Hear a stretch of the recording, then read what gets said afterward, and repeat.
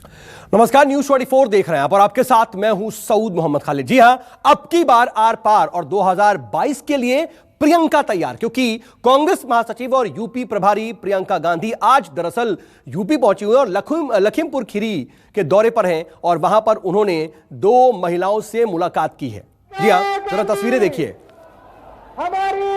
आज लखीमपुर खीरी के पसगवा ब्लॉक प्रियंका गांधी पहुंची हैं और प्रियंका ने अनीता यादव और रितु सिंह नाम की उन महिलाओं से मुलाकात की जिनके साथ ब्लॉक प्रमुख चुनावों के दौरान बदसलूकी की गई थी।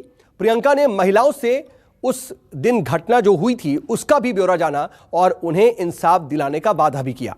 प्रियंका ने यूपी सरकार पर ब्लॉक प्रमुख चुनावों में गुंडागर्दी करवाने का भी आरोप लगाया। प्रियंका ने कहा कि चुनावों में विपक्षी प्रत्याशियों के साथ बदसलूकी की गई और उन्हें चुनाव तक लड़ने से रोक दिया गया। प्रियंका ने यह भी कहा कि यूपी में लोकतंत्र नाम की कोई चीज नहीं बची है। उन्होंने हिंसा वाली सीटों पर प्रमुख चुनावों को रद्द करने की भी मांग की जो ब्लॉक प्रमुख चुनाव हुए थे।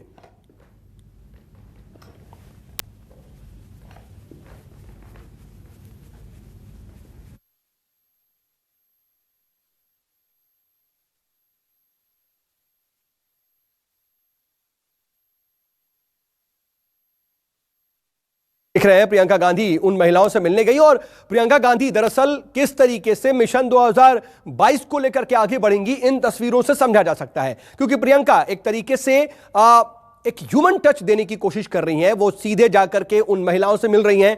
इन तस्वीरों का एक अपने आप में बड़ा राजनीतिक मतलब भी है।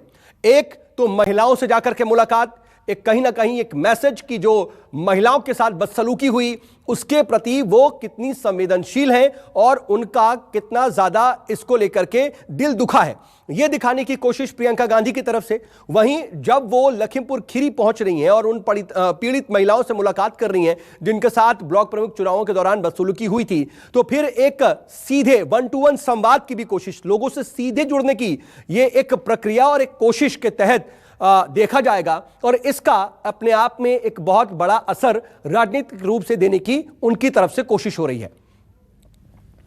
दोनों महिलाओं से मुलाकात की उन्होंने और उसके बाद प्रदेश सरकार पर भी उन्होंने जमकर हमला बोला। उन्होंने यहां तक कहा कि जिन जिन सीटों पर ब्लॉक प्रमुख चुनाव के दौरान हिंसा हुई है, गुंडागर्दी हुई है, वहां पर रद्द करने चाहिए चुनाव और दोबारा से चुनाव कराने चाहिए। इसके अलावा उन्होंने कहा कि महिलाओं की लड़ाई है और लोकतंत्र की लड़ाई है। अशोक तिवारी इस वक्त मेरे साथ, मेरे सहयोगी लखनऊ से जुड़ रहे हैं। अशोक, प्रियंका गांधी की जो ये तस्वीरें, इसका एक बड़ा मैसेज यही देने की वो कोशिश कर रही हैं।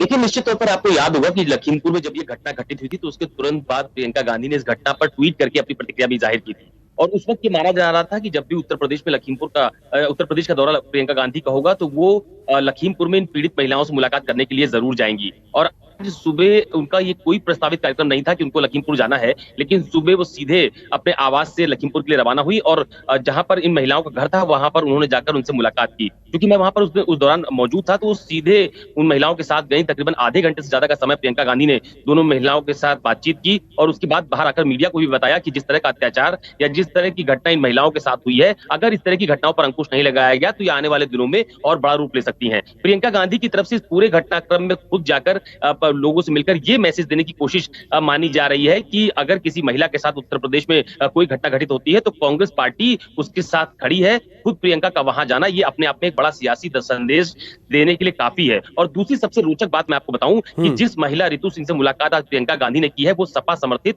ब्लॉक प्रमुख की उम्मीदवार थी, यानी कि वो पूरा परिवार समाजवादी पार्टी का है। और ऐसे में कांग्रेस की राष्ट्रीय महासचिव का एक महिला से मुलाकात करने जाना, जबकि वो समाजवादी पार्टी में है, तो कहीं ना कहीं अपने आप में बहुत बड़े सियासी संकेत और संदेश देने के लिए काफी है कि न सिर्फ महिलाओं के सम्मान को लेकर या फिर दूसरी वो किसी भी दल में हो, अगर मामला किसी महिला के सम्मान से जुड़ा हुआ होगा तो उन्होंने ये दिखाने की कोशिश की कि इसका राजनीति से मतलब नहीं है, बल्कि भले वो किसी सियासी दल से हो, महिला का मामला है इसलिए महिलाओं के प्रति उनकी संवेदना है। अशोक, मैं आपके पास आऊंगा, लेकिन प्रियंका गांधी से मुलाकात के बाद जो ब्लॉक प्रमुख चुनाव में बदसलूकी का शिकार हुई थी महिला अनीता यादव और रितु सिंह, उनसे बात की हमारे संवाददाता अशोक तिवारी ने।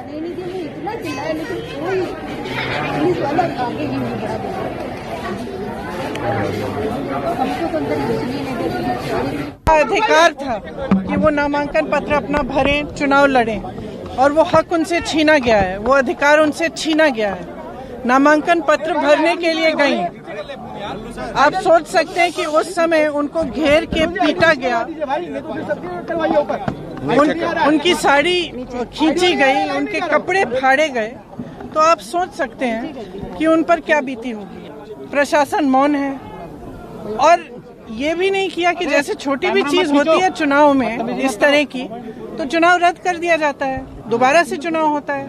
तो चुनाव दोबारा से क्यों नहीं हुआ है? यहाँ क्यों नहीं हुआ है? क्या इनको अधिकार नहीं है चुनाव लड़ने का? क्या कोई आके 10 गुंडे को लेके मारपीट करके चुनाव जीत सकती है? क्या ये है हमारा लोकतंत्र? आज प्रधानमंत्री जी तारीफ कर रहे हैं, प्रधानमंत्री जी यहाँ के कहे हैं कि बधाई दी है पंचायत के चुनाव के लिए। और हर जिले में कुछ ना कुछ हुआ है। कहीं हिंसा हुई है, कहीं बम फूटे हैं, कहीं पे गोली लगी है, कहीं पे मारपीट हुई है, कहीं पे महिलाओं के साथ अत्याचार हो रहा है। मैं मांग करती हूँ कि यहाँ का चुनाव रद्द किया जाए, दोबारा से चुनाव हो यहाँ। और जो इसमें एक हाई प्रोफाइल, और जहाँ जहाँ ऐसा हुआ है वो होना चाहिए। उसको दिख रहा है कि चुनाव की ये प्रक्रिया नहीं है कि आप नामांकन पत्र फाड़ें और किसी को मारपीट करके बाहर निकाल दें। उनको दिख रहा है, तो उनकी जिम्मेदारी है कि इसको ठीक करें, दुरुस्त करें और यहाँ पे जो चुनाव होना चाहिए था वो चुनाव हो।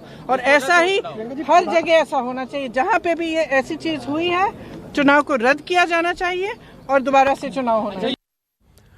तो इन महिलाओं से मुलाकात के बाद प्रियंका गांधी की तरफ से यह प्रतिक्रिया सामने आई। लेकिन उनसे मुलाकात के बाद ब्लॉक प्रमुख चुनाव में बदसलूकी का शिकार हुई अनीता यादव और रितु सिंह से बात की हमारे संवाददाता अशोक तिवारी ने। अब वो सुनिए।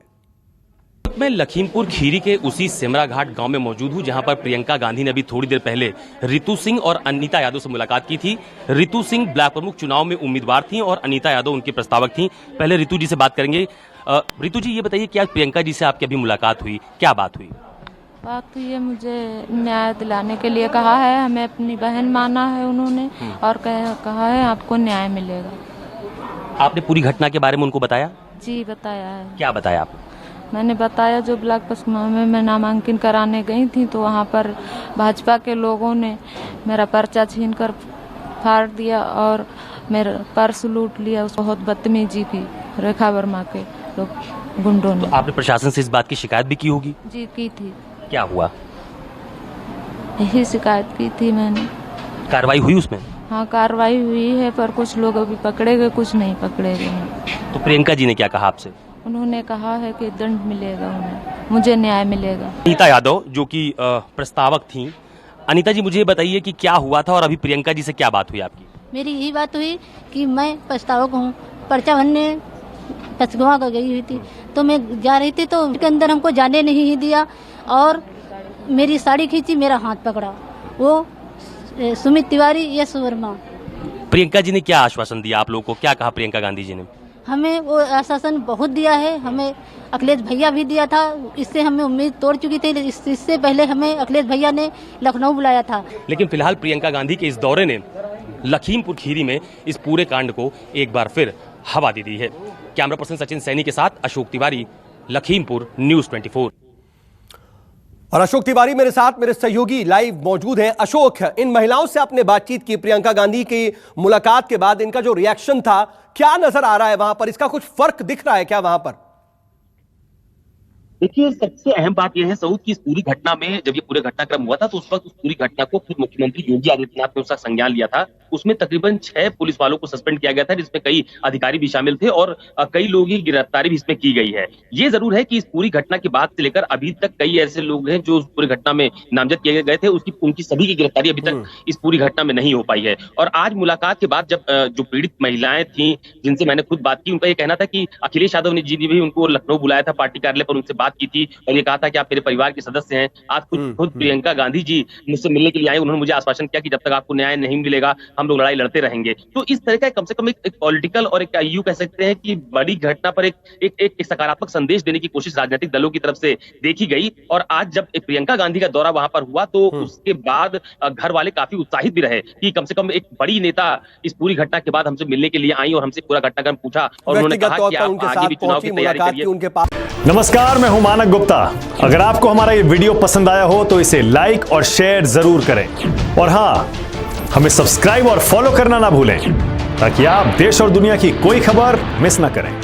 चाहे कोई ब्रेकिंग न्यूज हो या कोरोना वायरस से जुड़ी कोई भी अपडेट, पॉलिटिक्स हो या आपकी जेब से जुड़ी कोई खबर, इलेक्शन की कोई न्यूज हो, कोई कंट्रोवर्सी हो या फिर कोई वायरल वीडियो, सब कुछ मिलेगा न्यूज़ 24 पर। तो जुड़े रहिए हमारे साथ और देखते रहिए न्यूज़ 24।